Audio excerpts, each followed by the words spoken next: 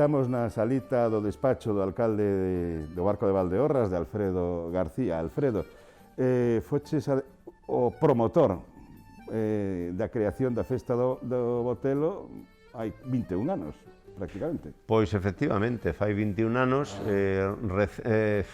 noviños do trinque, como se soe decir, chegamos en xuño do 99, en xaneiro de 2000, xa fomos quen de organizar a primeira festa do Botelo. Isto surdiu dunha comisión de cultura, o concelleiro de cultura de entón era José María, bueno, pues ali decidimos que o Barco non podía quedar fora desa liña que había nos concellos galegos de facer festas gastronómicas. Os galegos somos moito de comer, e polo tanto o Barco tiña que ter unha festa gastronómica, e decidimos dende sempre, bueno, dende sempre non, pero dende fai moitísimos anos, hai un lema que di, o que decía xa daquela, que do mar o mero e do barco o Botelo, non?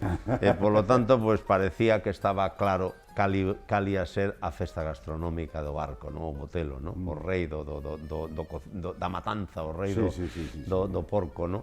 E polo tanto así foi. Empezamos, recordo perfectamente, éramos 400, algo máis de 400 a primeira comida, e foi un éxito tremendo, tanto que a partir de aí sempre foi crecer hasta chegar a un momento en que xa non podemos crecer máis porque non nos cabe, empezamos no pabillón Bello, que aí estivemos hasta 600 máis ou menos, xa non cabían, despois estivemos no pabillón do Colexio Condesa de Fenosa, que era máis grande, de aí pasamos ao pabillón do Instituto Marta Guisela, e de aí xa pasamos ao pabillón, xa foi un ano no que pusemos calefacción no pabillón, e por tanto a partir de aí xa decidimos facelo no pabillón de Calavagueiros, que ten capacidade para unas 1400 persoas aproximadamente, que entendo que xa é suficiente, porque ademais teño que decir que xa dende o primeiro momento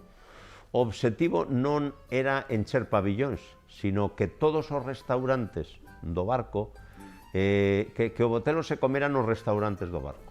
E, bueno, de iso tamén témoslo acadado, porque os 2-3 últimos anos todos os restaurantes que dan Botelo ese día, tanto sábado como domingo, están cheos, non? Nos aspiramos, agora viría a segunda fase, que sería que se coma Botelo durante todo o inverno, non? Claro, eso era o que te iba a preguntar, porque de feito o Botelo, sendo un plato típico de o Barco, o lóxico é que estivera en activo durante toda a tempada. Sí, ese obxectivo, e ese era precisamente o plan que tiñamos para este ano.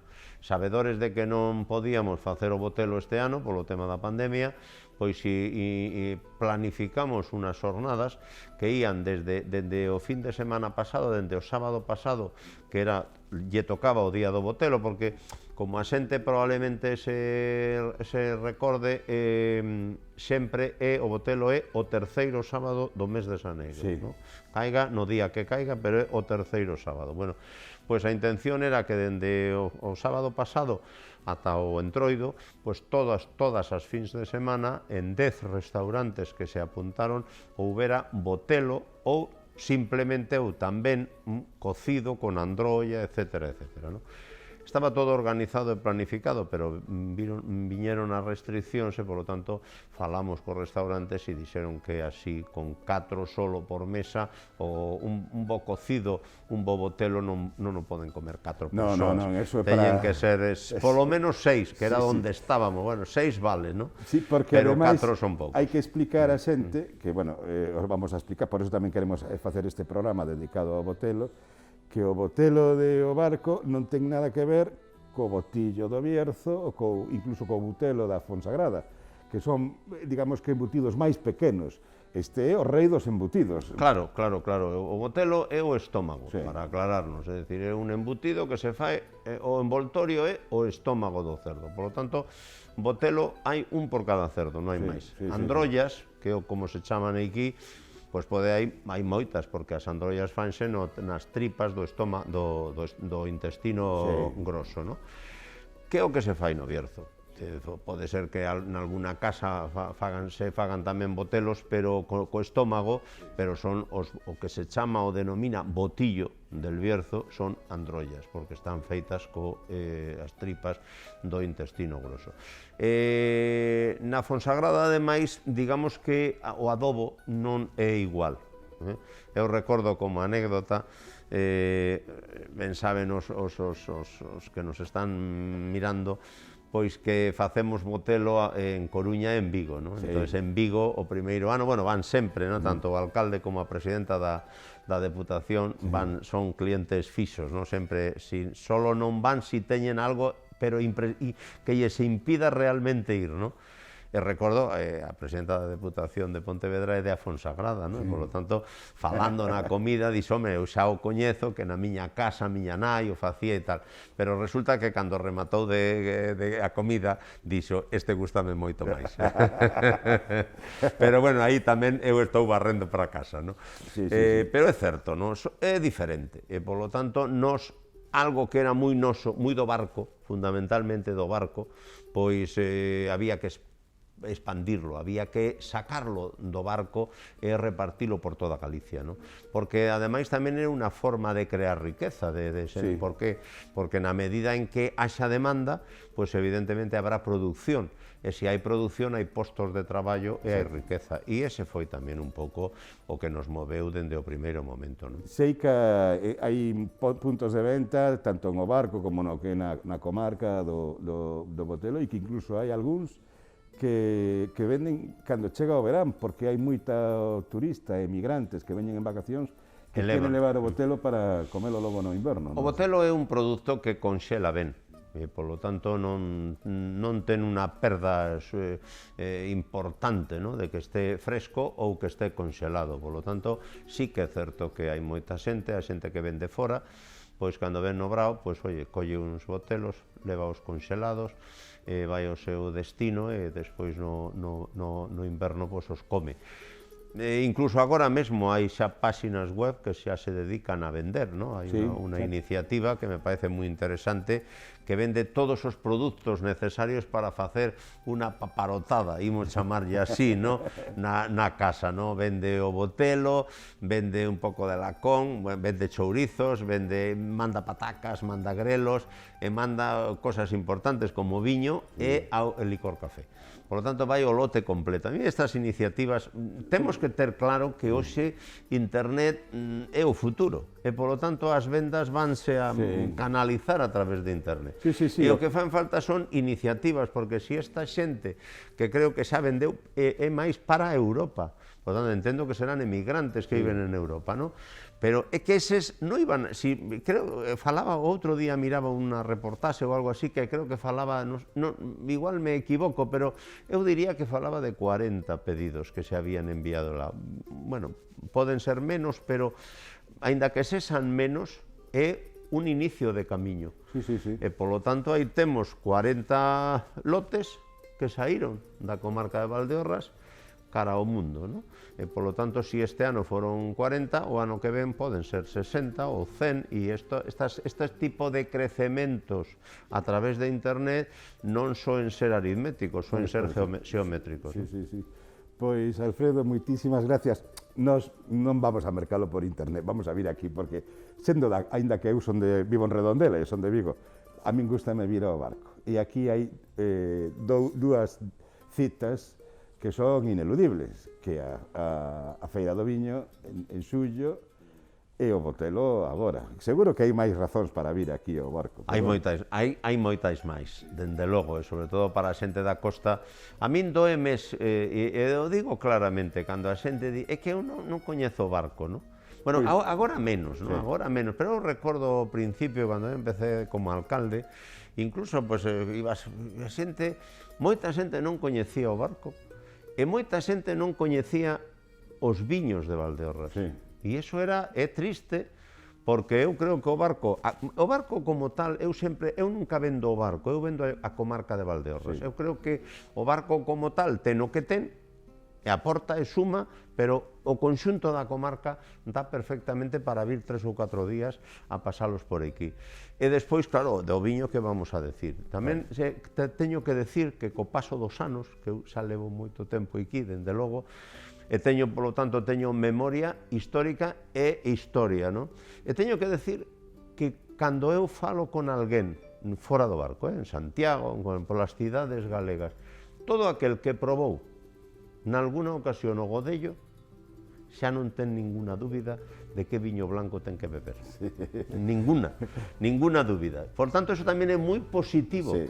E así estamos como estamos, que estamos, lóxicamente, agora o Godello está na cresta da ola, sí, non? Sí, sí. Pero ollo, cos mencías, e ollo cos viños tintos que xa empezan a ver unha calidade excepcional, non? E, polo tanto, creo que no tema da viticultura, no tema do viño, o viño é un reclamo non só económico tamén como tal, senón turístico tamén. Temos que ser quen de explotar a enoloxía, o turismo enolóxico, o turismo ligado ao viño, porque é moi importante. O turismo é unha palabra ligado ao que nos gusta aos galegos, o bo comer e o bo beber. Alfredo, moitísimas gracias. Volveremos a falar de outras moitas cousas. Pois, eu xa sabedes onde estou e que sempre estou, ademais, a vosa disposición para que o queirades.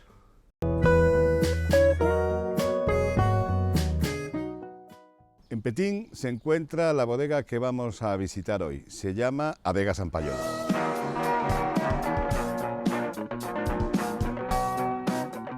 Sampayo es el nombre del pueblo del concello de Petín en el que se encuentra la bodega Sampayolo. Se trata de una pequeña instalación en la que su propietario, Javier García, inició su andadura como bodeguero con la cosecha de 2002. Nacido en París en 1977, Javier empezó recuperando pequeñas parcelas abandonadas, de su abuelo, de sus padres, de otros familiares e incluso de amigos. Es, al final, la inevitable historia de la Galicia y de la España vaciadas, en las que la viticultura, como otras labores agrícolas, dejan paso al suelo montaraz, invadido por la maleza. En una de esas fincas, a chaira de don Ramiriño, al desbrozar la maleza se encontró con cepas centenarias de garnacha tintorera y descubrió un viñedo plantado en 1909 que empezó a recuperar. Contó para ello con el apoyo de 200 mecenas. De hecho, la suya fue la primera acción de micromecenazgo que se desarrollaba en España orientada a la viticultura. En nuestro paseo por esa pequeña parcela nos encontramos con un grupo de ovejas. Son las desbrozadoras que llama Javier. Con ellas mantiene a raya las hierbas en sus viñedos, evitando así la aplicación de herbicidas en su afán de impedir que la química desnaturalice un vino que, gracias a medidas así, recibe todas sus características de una tierra pizarrosa en la que es cultivado. Una treintena larga de parcelas, todas ellas pequeñas fincas de montaña. Ya no hablamos de minifundio, sino de microfundio, pues entre todas apenas superan las 3,5 hectáreas. Con ellas se conforma el universo de Sampayolo, a partir del cual Javier elabora 5 vinos. Bajo la marca Sampayolo, sus vinos del año: Godello, Mencía y Garnacha Tintorera. Godello criado 4 meses sobre sus lías finas, en el mismo depósito de acero en el que fermenta. Mencía con una fermentación en acero y crianza entre 4 y 6 meses, eso va a depender de cada añada, en barricas de roble francés y americano, también en sus lías. Y la misma vinificación en el caso de la Garnacha Tintorera, en este caso elaborada con uvas procedentes de cepas que tienen todas ellas más de 60 años. Además, hay 2 vinos de finca. Godello en lágrimas de los bancales de Olivedo, elaborado con uvas de esa finca, los bancales de Olivedo, que está estructurada en pequeñas terrazas a 450 metros de altitud. El proceso de vinificación comienza con una fermentación parcial en acero que se termina en barricas nuevas de roble francés, donde le sigue una pequeña crianza con periódicos batonás. Y la Garnacha Bella de Sampayolo, esa finca que hablábamos antes de la chaira de Ramiriño, es una producción limitadísima de cepas centenarias que devuelven la garnacha a su sentido más enológico. También fue pionero en la elaboración de un vermú artesano y, por supuesto, los licores elaborados con los bagazos de sus uvas. Con todo ello se suma ese mundo de Javier García y la bodega Sampayolo, Grandes vinos, con una pequeña producción y un proyecto en marcha en el que el enoturismo será la siguiente etapa. La filosofía de mi bodega es intentar llevar la esencia de Valdeorra, la esencia de la tierra al vino. Mis parcelas donde laboro son microparcelas, ya no son ni minifundio, ¿no? Son microparcelas. En total una bodega como la mía, pues podemos estar trabajando más de 30 parcelas y en total no suman ni 3 hectáreas y poquito a lo mejor. Con lo cual te puedes dar una idea de la dimensión del terreno que son esas parcelas. Son parcelas que poco a poco estarían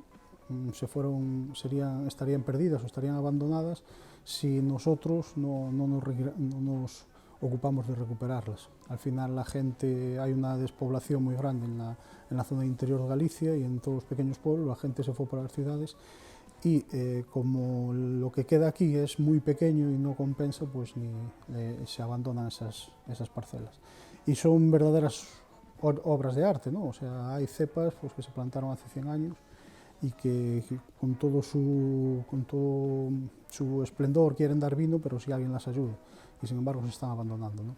Nosotros estamos recuperando esas parcelas, estamos intentando que no se mueran ni esas parcelas y con ello no se muera el rural, intentamos trabajar para sacar esas uvas.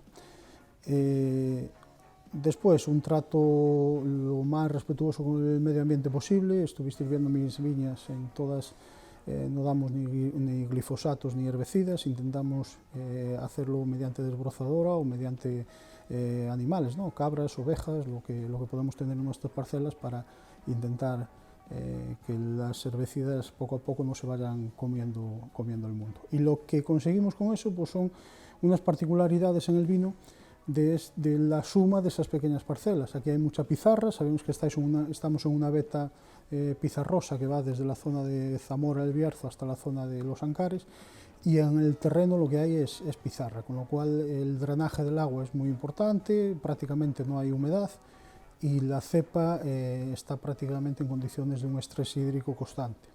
Sabes que a los agricultores, a los vinoteros, nos acusan de tratar muy mal a las cepas, ¿no? Porque cuanto más mal las trates, mejor vino dan. Ves que las mejores zonas de España pues es Burgos en condiciones extremas, incluso los volcanes de Tenerife, en el Priorato, es decir, en la Ribeira Sacra, donde prácticamente no hay ni agua ni tierra, pues allí salen los mejores vinos, ¿no? Y en Valdeorras es por el microclima y estas parcelas de montaña que tenemos, en las que predomina la zona pizarrosa, pues no hay humedad y se da las mejores condiciones para tener muy buena calidad de uva.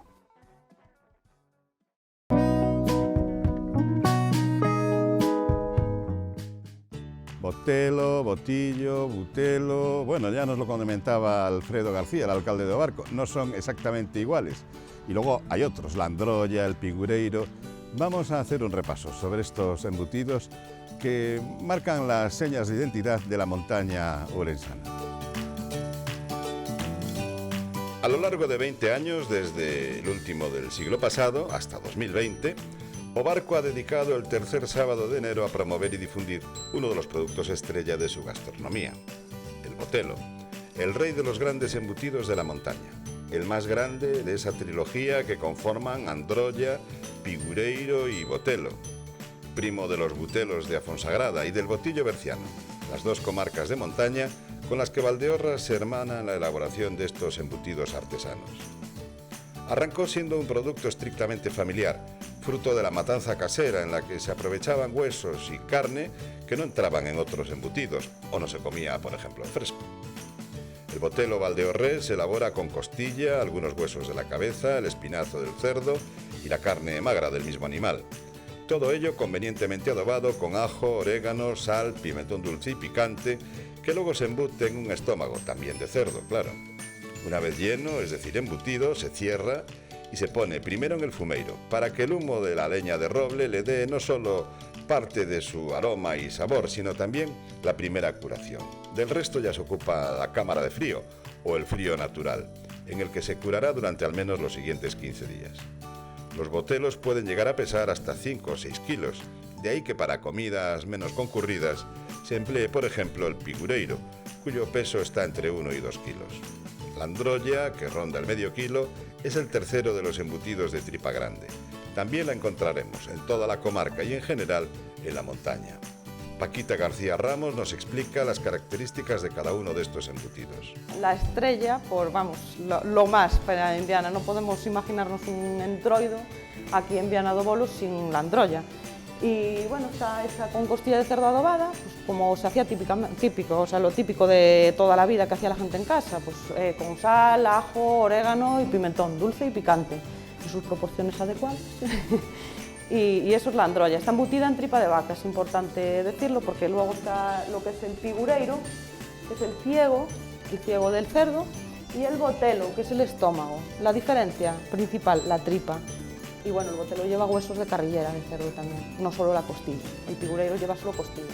Entonces son las diferencias principales que podemos encontrar.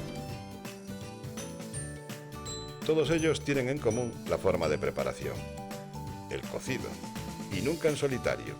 Llevan una compañía de chorizos, tocino, y otras partes del cerdo, así como una surtida guarnición de verduras y patatas. Con un botelo podemos tener comida para 10 o 12 comensales y con un pigureiro para 4. Calculemos siempre entre alrededor de medio kilo por persona. Este año la fiesta del botelo la vamos a tener que celebrar en casa, así que tomen nota. Pónganse a cocer en una buena olla el botelo, un chorizo por comensal, tocino de hebra o panceta, costilla, rabo, oreja, unos manojos de grelos que estamos en temporada y un buen repollo de verdura. Y eso sí, 2 patatas per cápita. Hay que aplicar la regla del kilo por hora. El botelo tiene que cocer 1 hora por cada kilo de peso y el resto de los ingredientes como en un cocido normal. Así que, feliz fiesta del botelo. El semáforo ya está verde en la vía en dirección a Ourense, eso quiere decir que mi tren está ya pronto a llegar. Me encuentro en la estación de Arrúa Petín. Es que en esta ocasión, para hacer este programa en la comarca de Valdeorras, he decidido venir en tren. La verdad, créanme, si no lo han hecho nunca, pocos trayectos ferroviarios son tan bonitos como el que hay desde Ourense hasta aquí, hasta la comarca de Valdeorras. Yo me atrevería incluso a decir desde Vigo hasta la comarca de Valdeorras. Nos veremos la semana que viene y lo haremos como siempre, si ustedes quieren, con más cosas de comer y alguna que otra de beber. Hasta entonces, gracias por acompañarnos.